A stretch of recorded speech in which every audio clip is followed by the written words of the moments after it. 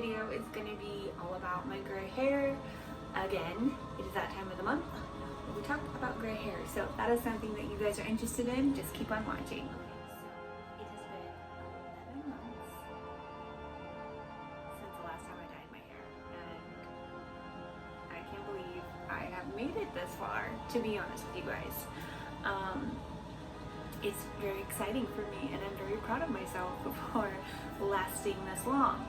So some of the things I want to talk about in this video for my update is like some things I've noticed with my hair, some different stuff that I'm using. Maybe I'll show you a little bit of video or little video clips or pictures of what it looks like in different lighting. But yeah, that's pretty much what I want to tell you guys. I have noticed that since my hair, oh yeah, by the way, I cut it. I did it myself, quarantine cut. As you can tell, I messed it up, but we just are gonna ignore that. I cut it. I cut off probably about an inch and a half, maybe 2 inches of hair.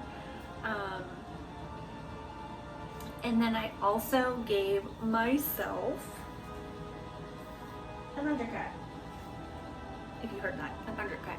I do have my fan on because my kids, you know, they're out there doing their thing, watching TV shows, doing homework, playing video games. So fan is to just distract from their noise. So I did cut it. I did cut a lot of the black off that I did have left. I don't know if you can see, you can probably see a little bit where the black is, like probably about right here. I've got about that much on this side. And this side kind of goes like this because of the way I part my hair. So there's that. I did cut my hair. I wanted to get rid of a lot of the black. It just was bugging me. I felt like it needed it. But now that I have cut it and I hate it, I'm gonna let it grow a little longer. I think what I'm going to do is let it grow a little bit longer, and then when it reaches to about maybe here, cut the last bit of the black off, and then grow the rest of my hair out long. That's my plan. It probably will change, but that's the plan I have for at least for right now. Okay, so now I want to go into the things that I've noticed with my hair. My hair texture has changed a lot over the last couple months. I've noticed since my natural hair is coming in. This stuff obviously down at the bottoms is very dry, brittle. That part holds a curl. My natural hair does not. I have noticed it is I have very fine, silky, smooth texture, which I've never had in my entire life. Growing up, I had really curly hair, and then I destroyed my curls with bleaching and all the things, and it never came back. Like, I don't know why my curls went away, and now they're just gone. Like, I can't get them back at all. I've tried. I have a wave to my hair, but I don't have any curls anymore. And it's kind of sad because I really kind of liked my curly hair. Now that I'm older, I can appreciate my curly hair. Back then, I did not. I also noticed that my hair gets a lot oilier now than it did before.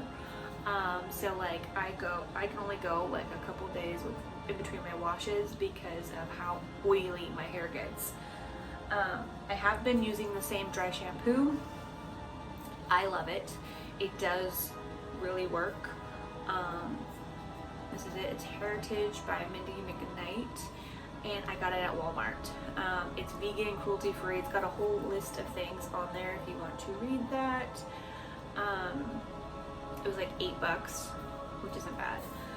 I do want to try their shampoo conditioners. They also have an ECV like rinse for your hair, for your scalp, and I really want to try that. I really want to try it for my daughter as well.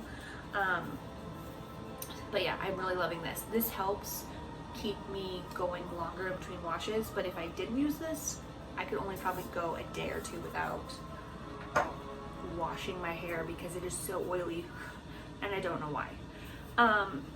Shampoo and conditioner, this could be why. Shampoo and conditioner is this, I got this from Costco. It's just Alba Botanica. It is sulfate. There's no sulfates, parabens, or animal testing on it, and I like that there's no animal testing. It is not vegan, and that's okay. But there's no animal testing, so I appreciate that. I don't know, I change my shampoos and conditioners often. I don't know.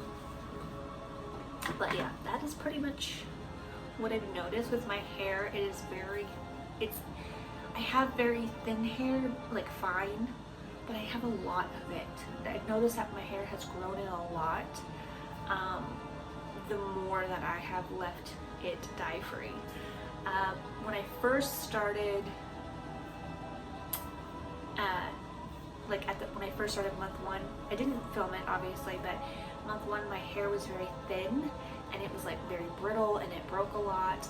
My hair doesn't really fall out too much anymore. It doesn't really break at all. If it does break, it's more towards the ends of my hair, but I don't know, I'm loving it.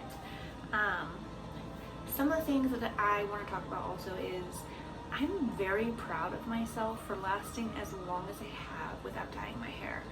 I tell myself I am a self-proclaimed hair dye addict, and these 11 months have been very hard on me. I have wanted to dye my hair a lot throughout the 11 months, but I don't. I refrain because, one, I am allergic to hair dye, and that would be stupid of me to dye my hair and have another really bad allergy attack from it. And two, I honestly don't really want to dye my hair. I like that it's natural. I like saying that I have my natural hair color. I haven't seen my natural hair color honestly since I was 13. So this has been the coolest thing to kind of figure out what my natural hair color is. And now I can tell you what my natural texture is because it's like completely changed from when I was younger, when I used to have my natural hair back then.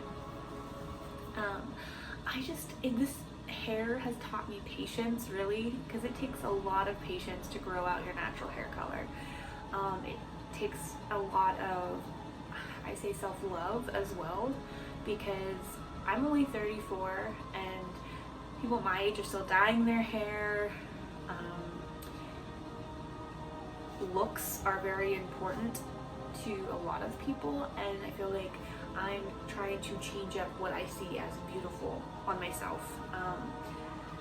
And so it's been hard, it's been rough, trying to figure out different things, how I view myself.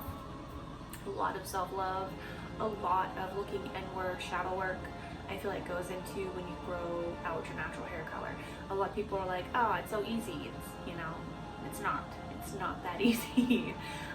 Yes, I want it, but I don't want to feel, my biggest fear was that I would feel old and frumpy, and I really don't. I don't feel that way. I mean, some days I look at myself and I'm like, oh, okay, maybe I look a little older. Maybe I should do something with my hair. Maybe I want something edgy, I guess, for my hairstyle, and it's been hard to deal with that, like wanting to feel that edginess that I used to have, that alternativeness that I used to have with when I would dye my hair.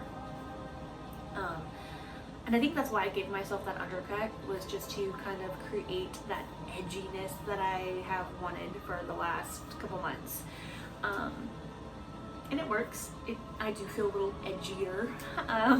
Don't know if I like it, and if I will keep it, but it is edgier. I don't know, I'm kind of just, my feels are kind of all over the place. It could be quarantine, kind of stuck here, kind of reflecting on a lot of things. But I do love my hair, growing out my natural hair color. I'm very proud of myself for doing it.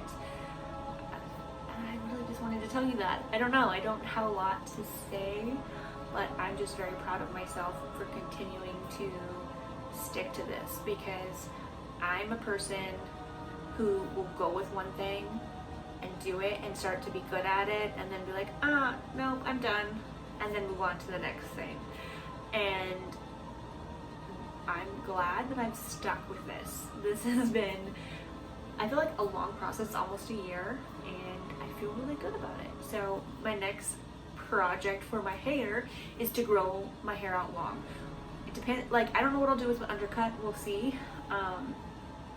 But I am gonna grow my hair out long. I do eventually want dreads, like half of my hair. But if I have my undercut, then I probably won't do that. It just depends, you know? I don't know. I don't know. But all I can say is I love it. I'm glad I did it. And I don't regret it. Like, I really don't. I don't regret letting my hair go gray or go natural. A couple months ago, I probably would have said yes, I regret it. Because I felt frumpy, I felt weird about it. I felt like everybody could see my line of demarcation. Now I feel like my hair has faded so much, like the black, it kind of almost melts in to my natural hair color when I'm inside. Now when I'm outside, that's a different story. You can definitely see the line. My black has faded to when I go out in the sun, it almost looks red, like a cherry, like a black cherry kind of color, which I have no idea where that came from.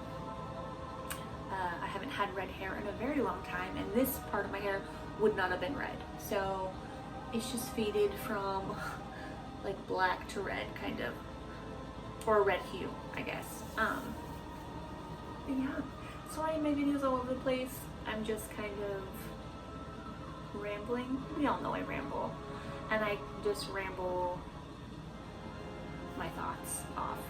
I'm not a very precise, like I don't write notes, I don't do anything, so hopefully this type of videos don't bother you guys. But I want to say thank you. I probably will put in some clips of my hair in different lighting like I did last month, so you can look at those. But thank you. I hope you guys have a magical day, and blessed be.